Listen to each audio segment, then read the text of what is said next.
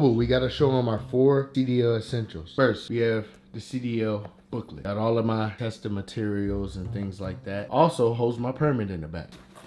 Next, the GoPro, just in case we gotta capture something. Also goes in the bag. Next is my Apple MacBook. Because the specific school I'm going to, they sent me like a whole bunch of videos that I can look at for studying in the bag as well. Then I got the old trusty dusty Yeti to hold my water, just in case I get a little nervous or get a little parched during my trip. Next, we got the keys for the crib and Dodge Chargiana. Okay.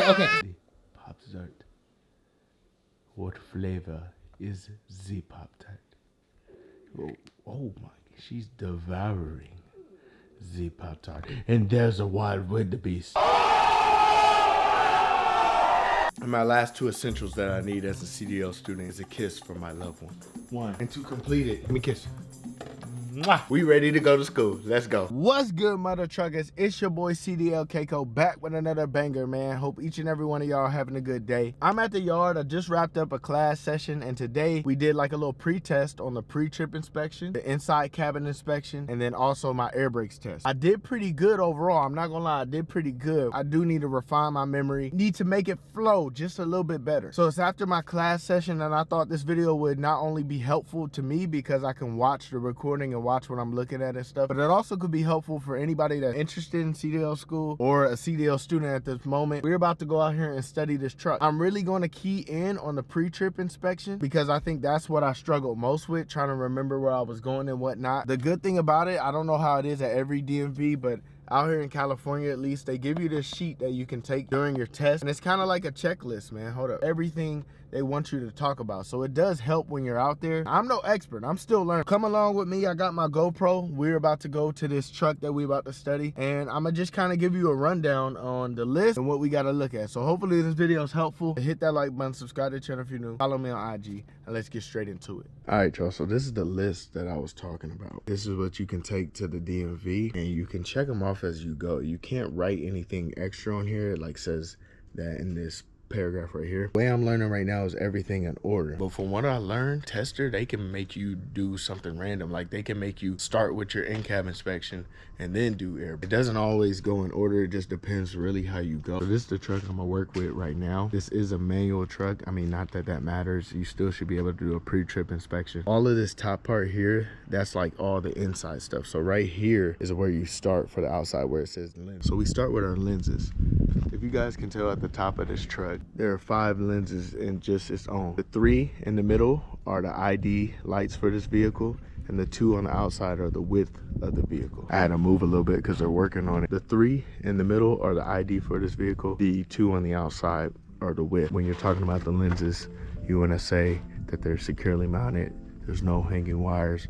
They're not cracked, broken, damaged, and they're clean and in good condition. And it's the same with the headlights. You have your low beam, your high beam, which are clear in color. Oh, I forgot to say, you're supposed to say that these are amber in color as well because they're towards the front. This is your low beam, high beam. They are clear in color. They're securely mounted. They're not cracked, broken, or damaged. They're clean and in good condition. My signal light, 4-way flasher, and parking light are amber in color. They're securely mounted. They're not cracked, broken, or damaged. There are no hanging wires, and they are clean and in good condition. So as you can see, like with this pre-trip stuff, it's really just like you'll start saying a lot of the same things, but it can be confusing. You're like trying to figure out, okay, what do I say about this? What do I say about that? But it is a lot of the same stuff.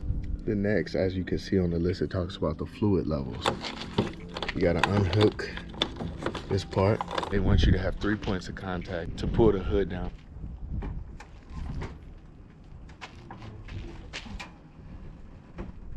So when I first saw all of this, bro, it was very, very intimidating. But really, they want you to talk about the coolant reservoir filled to the proper level. The box itself is not cracked, broken, or damaged, and it does not leak. The cap is on tight, and it does not leak.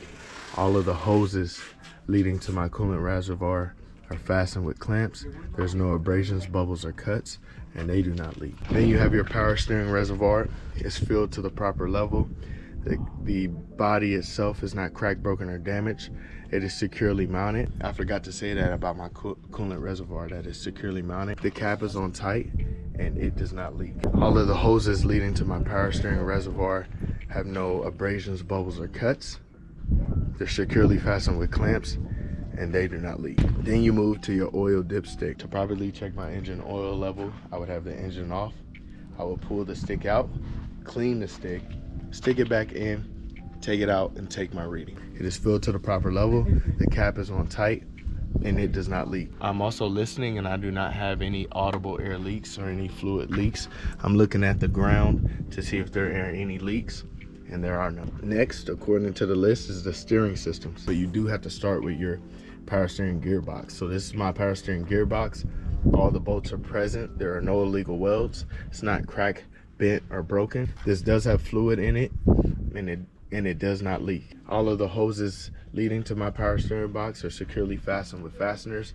They have no abrasions, bubbles, or cuts, and they do not leak. I have my steering linkage. This is my pitman arm, my steering rod, my steering arm. All of my steering linkage is securely mounted. It's not cracked, broken, or damaged. Secure with a castle nut and Carter pin. The bushings are not dried or cracked, and they are properly greased. Next is the tire. I have my inner tire wall and my outer tire wall.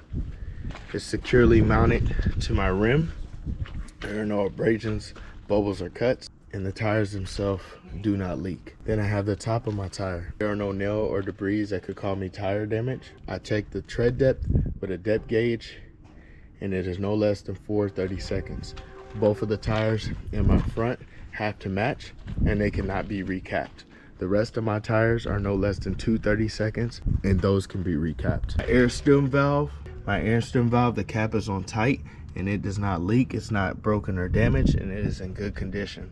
I checked the tire pressure, and it is at the manufacturer standard of 105 PSI. Now you talk about the rims. I have my inner rim and my outer rim. There are no illegal welds. They're not cracked, bent, or broken. There's no extra holes. There's no debris on the inside of my rim that could cause me a tire fire. My lug nuts, I'm not missing any. They have no illegal welds. There's no rust or shininess indicating that they are loose. I have my spring mounts. They have no illegal welds. It's not cracked, damaged, or broken. All bolts are present. My leaf springs, they sit perfectly and lay on top of each other. No cracks longer than 1/4 of an inch. No illegal welds, not cracked, broken, or damaged. My shock itself is not cracked, broken, or damaged. It does not leak. It is securely mounted at the top and the bottom. All bolts are present and it's in good condition. Then you move to the back for the airbag. My airbags, they're not cracked, broken, or damaged. They're securely mounted and they do not leak air. Brake lines and hoses. I have my ABS wire and my brake hose. My ABS wire has no frayed, cut, bare, or loose wires. My brake hose has no abrasions, bubbles, or cuts, securely fastened with fasteners, and have no leaks. Here I have my brake drum, my brake pad, and my brake shoe. They're securely mounted. The pad is not severely worn. There's no oil, dirt, or grease or any other brake contaminants that could cause me a brake hazard. All the way up there I have another marker light. It is amber in color because it's towards the front. It is securely mounted. It's not cracked, broken, or damaged, and it is clean and in good condition. And then moving here, I have my ABS light and I have my red marker light. It is red because it's towards the back. Both of the lenses are securely mounted. They're not cracked, broken, or damaged, and they are clean and in good condition. Also, I have my DOT tape. It is red and clear in color. It runs along 50% of the side of my vehicle and 100% on the back of my vehicle. DOT tape is not cracked or peeling, present, and visible. So on this list, the next thing it says traffic monitoring devices. The brackets themselves are securely mounted. All bolts are present. It's not cracked, broken, or damaged. The mirrors themselves are clean. They're in good condition. There are no illegal stickers. They're not cracked, broken, or damaged. My battery box. My battery box itself is secured with straps. It is not cracked, broken, or damaged, and it is in good condition. The batteries inside are filled to the proper level. They're not cracked, broken, or damaged. They are not leaking any acid. And on the top of my batteries, there is no corrosion to any of my connections. All of the wires leading to my batteries have no frayed, cut, bare, or loose wires. Then my fuel tanks. So this specific truck doesn't have a depth tank, so I'm gonna just talk about the fuel tanks. My fuel tanks, I have one on the left, one on the right. They're securely mounted with straps. The fuel tanks itself are not cracked, broken, or damaged. There's no illegal welds, and they do not leak any fuel. The cap is on tight and it does not leak. The rubber seal under the cap is not dried or cracked. All of the hoses leading to my fuel tanks have no abrasions, bubbles, or cuts. They're securely fastened with fasteners and they do not leak. Keep in mind, like, if you guys are watching this and I'm missing something or I'm not saying something right, just let me know in the comments. I'm not perfect. Like I said, I'm a CDL student running all through this, so don't think I'm perfect. Now I'll talk about my frames. I have my tractor frame. My tractor frame has no illegal welds, no extra holes. It's not twisted, bent, or cracked, and it is in good condition. Then I have my trailer frame. My trailer frame has no illegal welds. It's not twisted, bent, or cracked. They also have no extra holes. Then I have my front headboard and my side. All of the rivets are present. They're not missing any. There's no holes. Nothing's cracked, broken, or damaged, and they can hold the weight of the load. I forget the exact word for these, but I'm gonna just say columns, and then I have my floor. My columns have no illegal welds, nothing's cracked, bent, or broken, and they're all in good condition. The floor itself, there's no holes, nothing's cracked, broken, or damaged, and it can hold the weight of the load. I have my service airline and my emergency. They're properly suspended. The lines themselves have no abrasions, bubbles, or cuts, and they do not leak. They're secured to my tractor through connectors. The connections do not have any leaks. They're not missing any nuts or bolts, and they're securely mounted. Then I have my glad hands. I have my service glad hand and my emergency glad hand. They're in the locked 90-degree position. The rubber seals are not dried or cracked, and they do not leak. Then I have my green electrical line. It has no frayed, cut, bare, or loose wires. Secured to my tractor with a locking cap. The pins inside are present. Same to my trailer. Locked with a locking cap. It is connected to my trailer and the pins are in place. Next, I have my apron. My apron has no illegal welds. Nothing's cracked, broken, or damaged, and it is properly greased. My fifth wheel skid plate. They have no illegal welds, not cracked, damaged, or broken. There's no gap or light in between my fifth wheel skid plate and my apron. The manual release lever is in the locked position.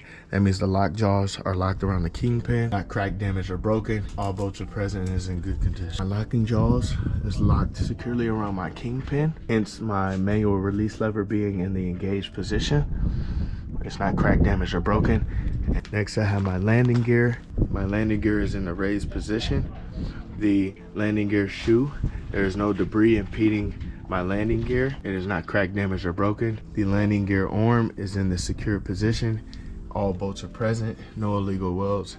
It's not cracked, damaged, or broken. Light, four-way flasher, and parking light. And then I have my brake light. All of the lenses are securely mounted. There's no hanging wires, cracked, damaged, or broken, and it's clean and in good condition. I had to move out the way because there's people, they're like putting, I guess they actually use their truck for stuff. Because they're putting like their logo and stuff on the truck. But that's pretty much mostly the pre-trip. Trust me, I was messing up, but I feel like I said, I feel like this video is gonna help me out, being able to watch it back. Hopefully any other CDL students. And like I said, if there was something I said wrong or I'm not supposed to say, or I'm supposed to move on to, let me know down in the comments, you feel me? But this was just more of a studying tool. Hopefully you guys enjoyed the video.